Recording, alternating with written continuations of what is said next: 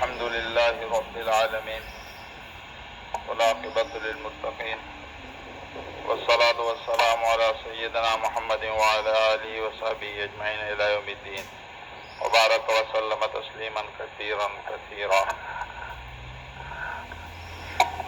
آداب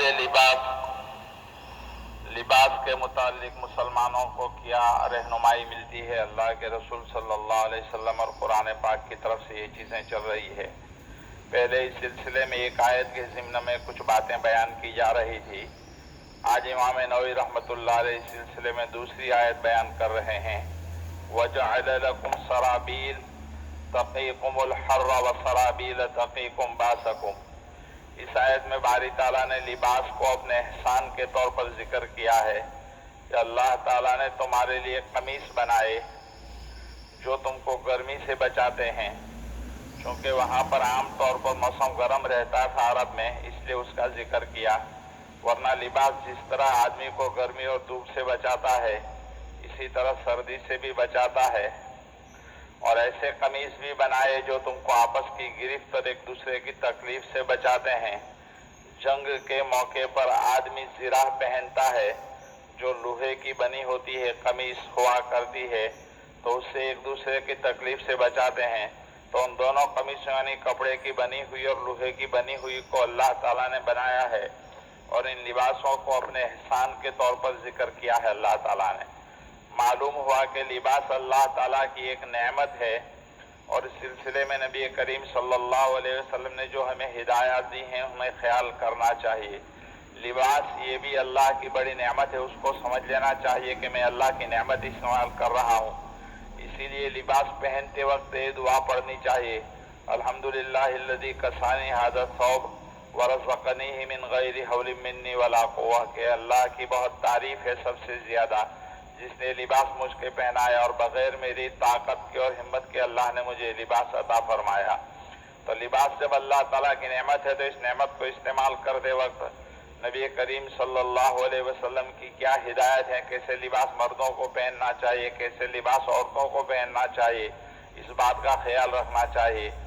آج امت مسلمہ میں مرد بھی لباس کی اہمیت کو کھو چکے ہیں کہ جو اسلامی تعلیمات ہے اس سے روگردانی کرتے ہوئے دوسری طرح کے یہود اور نصارہ کے لباس پہن لیتے ہیں.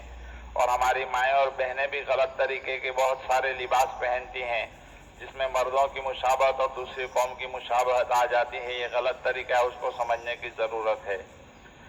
حضرت مولانا احتشام الحق تھانوی رحمۃ اللہ علیہ کا ایک مقولہ یاد آیا.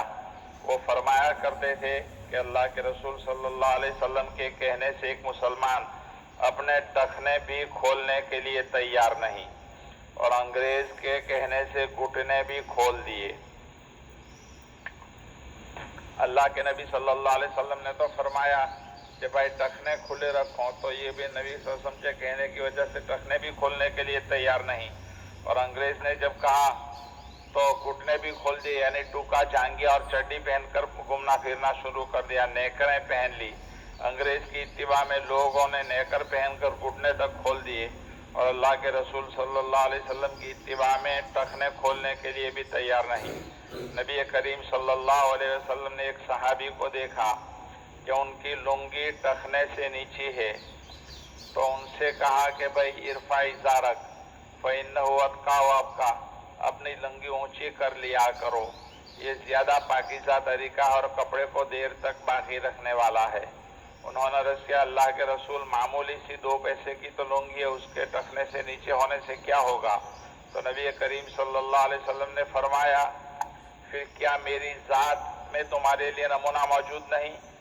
تم صرف 2 پیسے کی لنگی کہتے ہو لیکن میری ذات میں تمہارے لیے نمونہ نہیں. وہ صحابی فرماتے ہیں کہ میں نے دیکھا تو نبی کریم صلی اللہ علیہ وسلم کی لنگی آدھی پنڈلی تک تھی.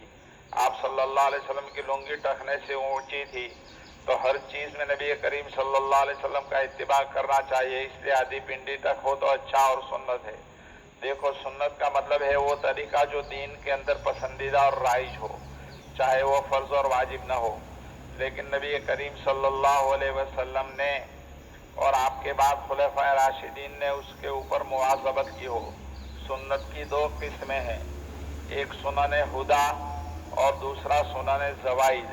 سنن ہدا وہ طریقہ ہے جو نبی کریم صلی اللہ علیہ وسلم نے کر کے بتلائے تاکہ امت اس کے اتباع کرے، جیسے جماعت کے ساتھ نماز پڑھنا، اذان، اقامت، نیز وہ طریقے جن کی آپ صلی اللہ علیہ وسلم نے تاکید فرمائی، ان کو سنت موقدہ بھی کہتے ہیں۔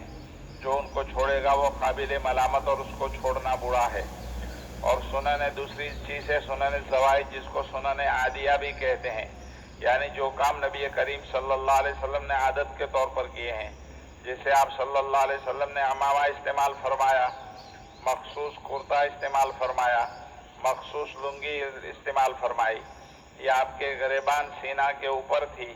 کوئی آدمی اگر ان طریقوں کے اتباع آپ صلی اللہ علیہ وسلم کے سنت کی پیروی ہی کی نیت سے کرتا ہے تو بھائی سے ثواب ہے، اگر اتباع کی نیت نہیں ہوگی تو اس صورت میں ثواب نہیں ملے گا۔ یہ چونکہ سنن عادیہ کے قبیل سے ہے، اس لیے اگر کوئی آدمی ان طریقوں کو اختیار نہ بھی کرے تو وہ قابل ملامت نہیں ہوگا۔ یہ چیزیں سنت عادیہ ہے، اس میں اگر آدمی کوئی اتباع نہ کرے تو قابل ملامت بھی نہیں ہوگا اور گناہ بھی نہیں ہوگا۔ اللہ پاک ہمیں زیادہ سے زیادہ نبی کریم صلی اللہ علیہ وسلم کے سنتوں کے اوپر چلنے کی توفیق عطا فرمائے، آمین۔ درود شریف۔